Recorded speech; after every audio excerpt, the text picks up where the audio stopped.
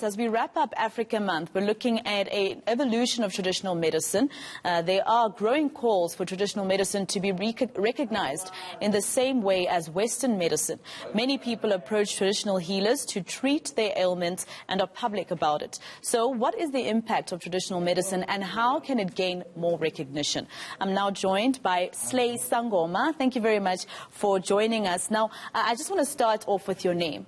You know, a lot of people, the minute you say you're a traditional healer or a Sangoma, they expect a certain look. Yes. And I assume this is why you called yourself Sangoma. Exactly. I'm basically trying to change the narrative and to show my peers more especially that it's okay to still look good, be modern and still embrace being African.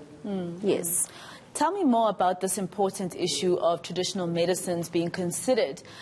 You know, we heard during the when COVID-19 first arrived in the world, especially here in South Africa, we heard countries like Madagascar saying that they've found something that could help, which is umhlonyan.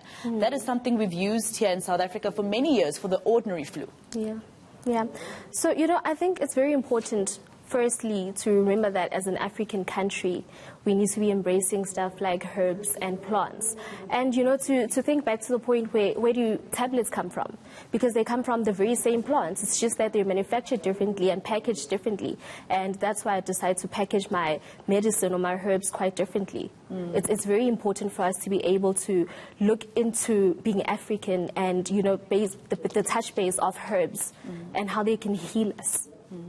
I think also if you could just speak to us about, you know, saying that you're African is something that you should be proud of, right? But the minute people start talking about the traditional things that they do, it's either they're embarrassed about explaining what they do traditionally and culturally, or others judge them. You know, I think that's based on what we have been taught.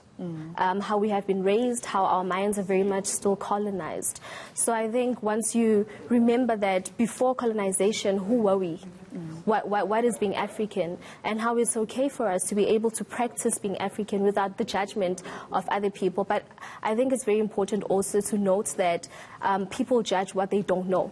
So educate yourself. Get the knowledge behind what is this African tradition, what is it before you judge it.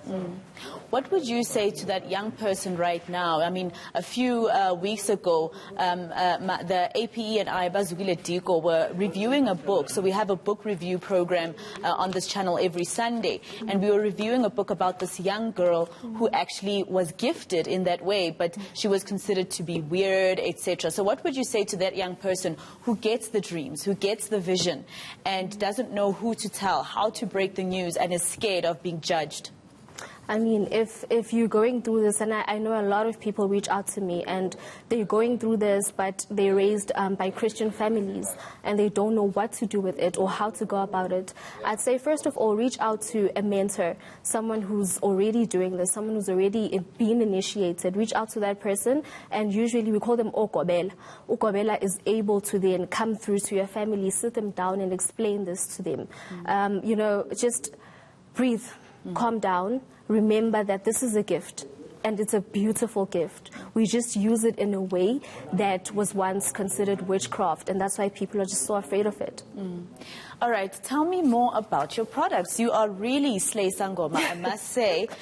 You know, a lot of people think, you know, when you go to a traditional healer, you're going to get something wrapped in a newspaper.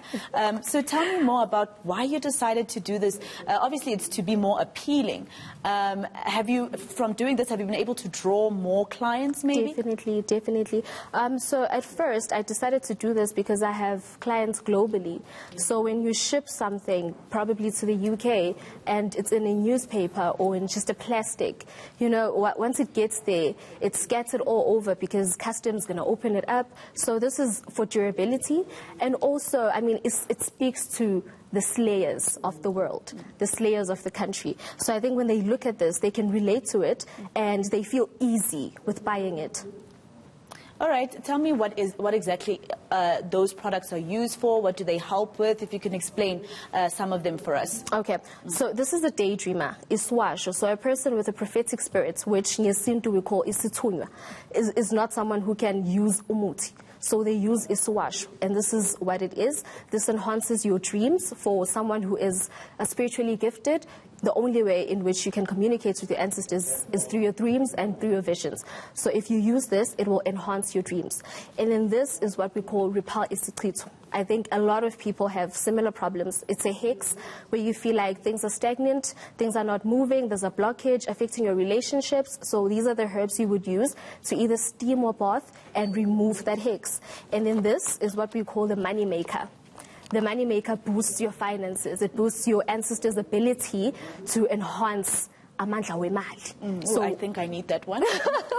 So whether it's business, whether you're a student just looking for funding, this will definitely help. And then this is the yoni steam, which a lot of ladies definitely need. I know a lot of people suffer with menstrual cramps. A lot of people suffer with fibroids. This will help you a lot. And then this is an oil we call the glow getter. It makes you glow. It attracts our brothers. Gets you married. Gets you married. So this is what you'd use on your face. It's a carrot oil, so it's definitely good for your skin also. And then this is what we'd call umlomo mnandi. So I know a lot of people, especially the slay queens, definitely order this because, you know, they want to call the brothers up and be like, babe, can I have 10K? And it's granted.